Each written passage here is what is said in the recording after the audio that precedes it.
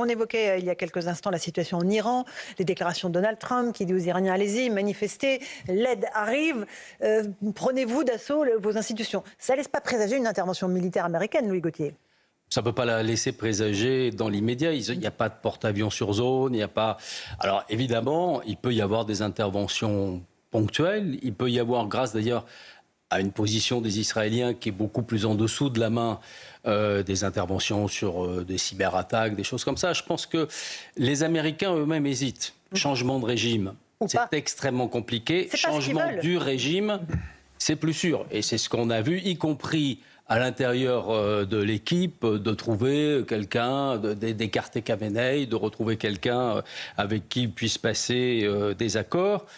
Et pour ça, on voit bien qu'il joue des deux aspects, des réunions avec Vitkov, du ministre des Affaires étrangères iranien, annoncées, est-ce qu'elles se tiendront ou non, et puis toujours en évoquant la possibilité d'action militaire. Ils veulent le maintenir sous pression, d'autant que la population iranienne, elle n'a pas de leader. Elle a besoin de s'adosser sur quelqu'un, une puissance, un visage. Un visage. Et d'une certaine manière, le discours américain incitant au changement dans le régime, mais à des évolutions, et surtout à l'arrêt des massacres, et quelque part, je pense, positif pour les Iraniens eux-mêmes. Pour les Iraniens, espérons en tout cas que cette répression... Mais c'est sûr que ceux qui sont en première ligne, c'est ceux qui sont les victimes d'une répression terrible, ceux qui tombent sous les balles. L'option militaire, elle est vraiment... Ça serait frapper quoi, en fait? Ce serait frapper des cibles individuelles, ce qui avait été à un moment d'ailleurs envisagé lors des bombardements de juin sur les sites nucléaires iraniens, des sites des gardiens de la Révolution, des centres névralgiques. Voilà, c'est tout ce qu'on peut faire. C'est certainement pas ni une intervention au sol, ni même des bombardements qui seraient, dont les premières victimes seraient les populations civiles. Donc ça n'a pas de sens. Mais même ça, c'est compliqué. Même ça, c'est compliqué. Et d'ailleurs, vous voyez que les Israéliens sont très attentistes sur le sujet. Ils savent aussi qu'une mobilisation américaine ou israélienne au soutien des émeutiers est contre-productive dans l'opinion iranienne elle-même. Très bien. Donc voilà. On continue avec vous, Louis Gauthier, ancien secrétaire général de la Défense et de la Sécurité nationale. On voit que Trump multiplie les annonces fracassantes sur le Groenland, sur le Canada. Est-ce que vous voyez dans cette suractivité, ces annonces, la volonté d'un affrontement avec la Chine et la Russie ? C'est la théorie des sphères d'influence, oui, qui se décline, et ici même, vous l'avez souvent décrite. Ce qu'il y a, c'est qu'en changeant de pied de manière permanente, comme il le fait d'ailleurs dans la gestion de l'Iran, comme il l'a fait sur le Venezuela avant, en étant quelque part insaisissable par ses réactions, il rend beaucoup plus difficile un jeu diplomatique rationnel. Donc, mais en même temps, si vous regardez bien, ces dernières déclarations sur le Groenland, elles interviennent au moment où les Européens se réunissent, la coalition, avec les Canadiens, sur l'Ukraine. Donc le lien que nous-mêmes nous faisons sur la hiérarchie de nos objectifs, il le fait forcément implicitement lui-même. C'est pas innocent. C'est pas innocent. Louis de Ragnel, une question à Louis Gauthier. Non, moi, ce qui me frappe beaucoup, c'est depuis quelques mois, quelques années maintenant, c'est le fait que la voix de la France soit de moins en moins écoutée. On voit bien moi j'ai l'impression vraiment qu'on est en train de décrocher. Vous avez des communications, soit du président de la République, soit du ministre des Affaires étrangères, et puis il se passe pas grand-chose, ça n'a pas d'impact, ça n'a pas d'incidence. Comment est-ce que vous analysez ça, vous ?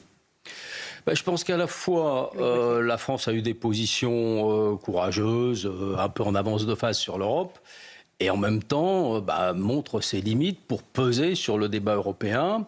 Peut-être que sa position, pour elle-même, n'est pas suffisamment claire et ferme pour, d'une certaine manière, entraîner les autres, obliger les autres à se positionner. Je le vois sur plusieurs dossiers. Par exemple, la problématique de l'usage de ces 90 milliards pour aider l'Ukraine à acheter des armes. Est-ce qu'on achète européen? Est-ce qu'on achète américain? Et puis, globalement, ce qui est quand même atterrant, c'est cette attitude européenne, la peur des coups de courte ligne. C'est-à-dire qu'on essaye d'esquiver les coups américains, on essaye d'adoucir les risques, mais jamais on les affronte. Louis Gauthier, je vous prends un exemple. La réaction de la France, là, immédiate, à chaque fois, c'est de condamner les des assassinats contre la population civile en Iran, mais à aucun moment dans les messages de la France, il y a un appel à un changement de régime, il y a un appel à changer, j'en sais rien, à faire advenir un régime plus démocratique ou qui représente les aspirations des Iraniens. On a l'impression que toujours la France s'arrête à la moitié du raisonnement et ne va pas au bout, là où de l'autre côté, vous avez un Donald Trump qui lui va au bout de son raisonnement. Vous regrettez avez un Vladimir Poutine qui va au bout de son raisonnement ou un président chinois qui, pareil, va au bout de son raisonnement. Sur ces crises, c'est vrai que la France procède souvent en deux temps. On l'a vu sur le Venezuela. On vient de le voir quand même sur l'Iran, où là, les propos du ministre des Affaires étrangères étaient plus nets dans la oui, mais il n'y a pas la fin. Okay. Oui, mais on condamne, mais aussi, il ne se passe pas grand-chose. C'est vrai que c'est un élément dont on doit tenir compte quand même, que la problématique il a parlé des ressortissants, mais il y a la problématique de nos otages, Cécile Collère et Jacques Paris, qui pèsent aussi, je dirais, dans la manière dont on s'exprime et les éléments de langage à l'égard du régime iranien. Mais voilà, c'est pas forcément pour autant plus satisfaisant. Éric Nolot. Oui, Louis le rappelait, du point de vue de la France, les dossiers se suivent et se ressemblent. L'Ukraine, l'Iran, le Groenland, le Venezuela. Mais il y a quand même un cas particulier, c'est celui du Groenland.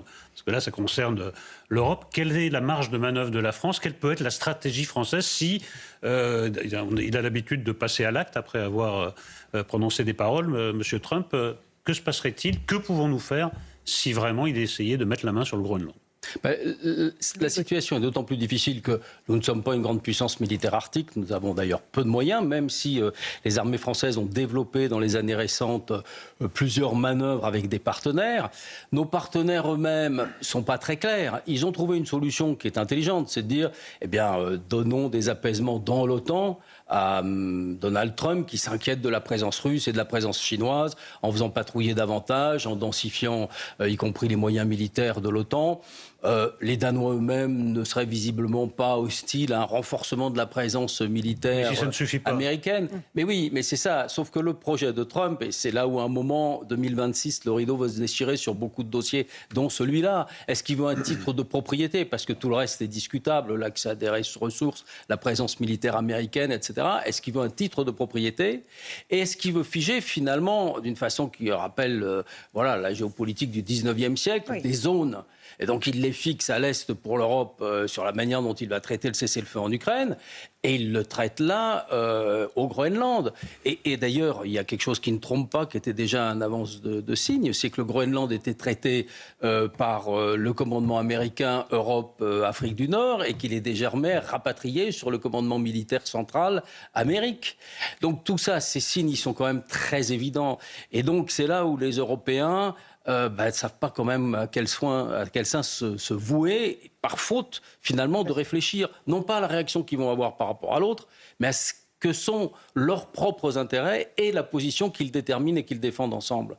Et pour ça, c'est vrai qu'il y a des hiérarchies dans les crises. Le Venezuela est plus loin que la problématique de l'Ukraine.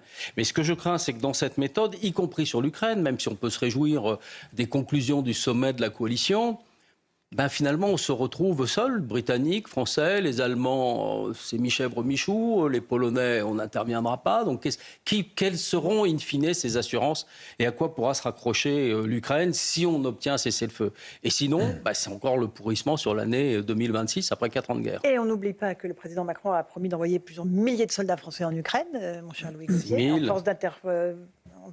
force d'interposition en cas de cessez-le-feu.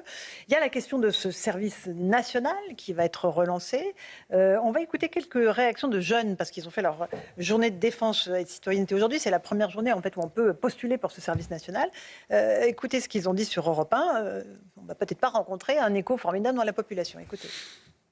C'est quelque chose qui m'a toujours intéressé. Ça peut m'apporter quelque chose en plus, surtout la discipline. Pour l'instant, j'aspire pas à ça parce que je pense que c'est pas un environnement qui me conviendrait et je trouve mon plaisir dans la voie académique pour l'instant. Si on le fait, on fait une pause dans les études et donc même s'ils disent que c'est valorisé, je suis pas sûre que pour les licences, etc., soit super bien vu d'arrêter directement après le lycée. On parlait du fait qu'on pouvait être appelé à défendre notre pays. Je trouvais que c'était quand même pas très rassurant. On voit que les jeunes sont assez mitigés sur ce service. Est-ce que ça sera la solution miracle ou pas, ce service national? Je dirais que ça va dans le bon sens. Très modeste pour l'instant. Mais le problème, c'est est-ce que ça fait sens? Ça va dans le bon sens parce que c'est vrai qu'il vaut mieux réaffirmer le lien armée-nation, il vaut mieux renforcer les capacités opérationnelles, les réserves, faire appel à des ressources de la jeunesse. Mais comme finalement on n'a pas été vers une grande loi, qui règle à la fois l'échec du service national universel et la problématique des effectifs militaires et de la conscription. On est tenu par ce qu'est le code aujourd'hui du service national, par exemple sur les 10 mois. Il y a une réflexion d'une des étudiantes qui est intéressante. C'est vrai que ça ne correspond à rien, 10 mois. Professionnellement, c'est le trimestre, universitairement, c'est le semestre. Donc voilà, il y a des choses, mais réjouissons-nous, disons, que les choses se fassent. Et puis, il y a une question d'ampleur. Quand on envisage en 2030 10 000 hommes en plus, 10 000 jeunes volontaires.